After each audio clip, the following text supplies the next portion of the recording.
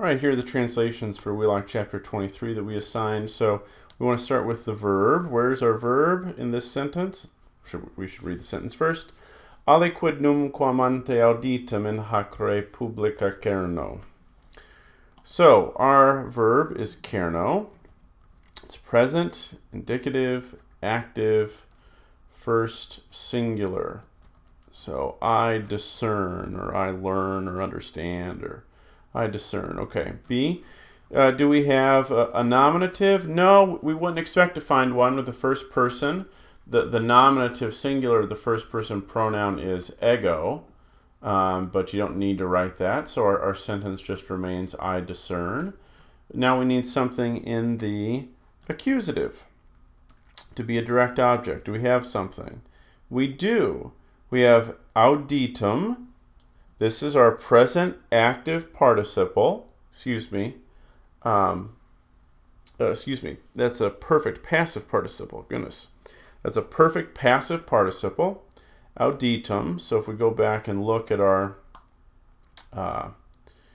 so the perfect passive participle is formed on the participle stem, and it ends and it has the first and second declension endings. So laudatus in the accusative would be laudatum.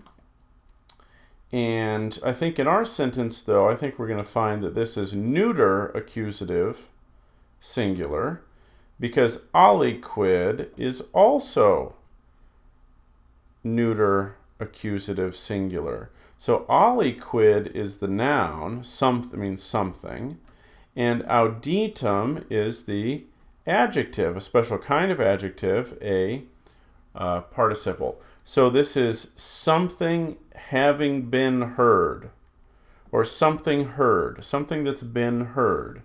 So now we've got I discern something that has been heard. Okay. Now we need to add in the rest of our words.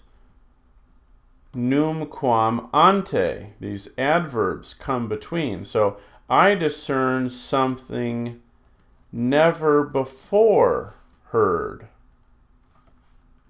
in hac republica, in this republic. I discern something never before heard in this republic. Right.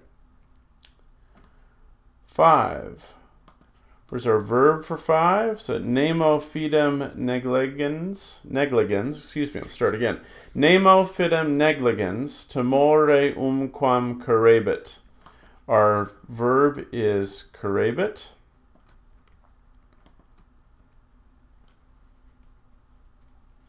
Currebit is from the verb careo. This is future indicative active, third singular, and it means lack. So this is he will lack. Do you have something in the nominative? We do. It's this pronoun nemo. So it's no one will lack. What will no one lack? Do I have an accusative for it to be a direct object?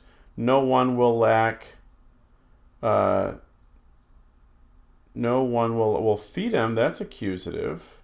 So is it no one will lack faith? But I've also got, oh dear, we've got a special verb here. Yeah, tricky.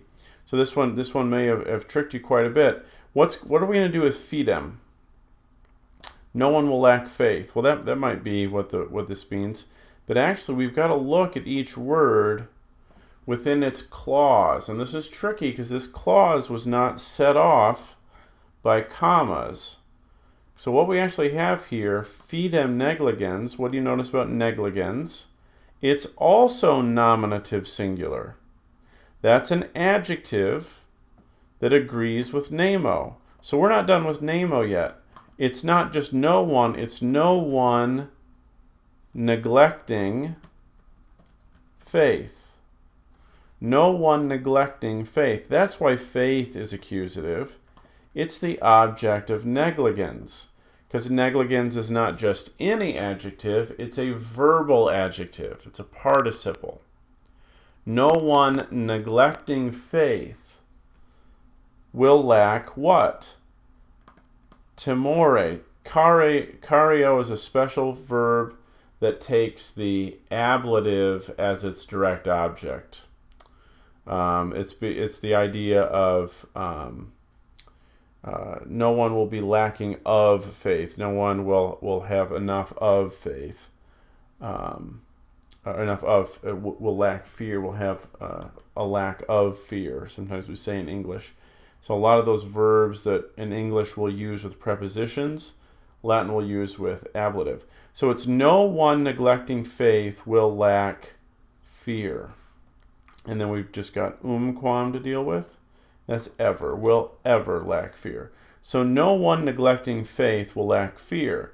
So we might smooth that out in English. We would say no one, we'd say who neglects faith will ever lack fear. Or will ever be without fear. Okay, so that was a tricky one. Tricky one. You had to recognize this participle and that the participle needed an adjective. An object. And 10. Quo die exigne et fero atque morte certa eruptus est. Where's my verb? My verb is this perfect passive, eruptus est. So that's perfect tense, it's indicative, it's passive, and it is second singular. You have been rescued or snatched. B, is there a nominative? No, when you're dealing with you wouldn't expect to find a nominative.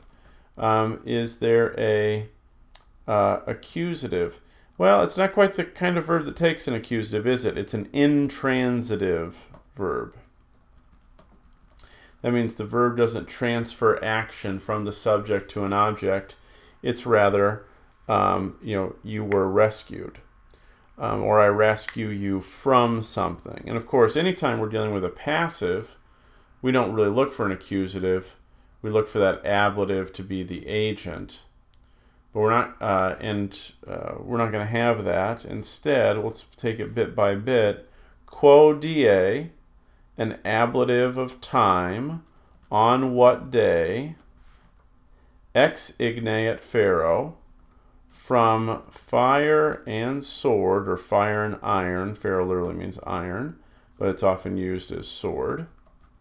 On what day from fire and sword, aqua morte certa, and certain death, were you rescued? So in English, we'd put that up here. On what day were you rescued from fire and sword and certain death? All right, so there are the translations for Wheelock chapter 23. It'll show up in one form or another on the quiz on Friday. So good luck on that.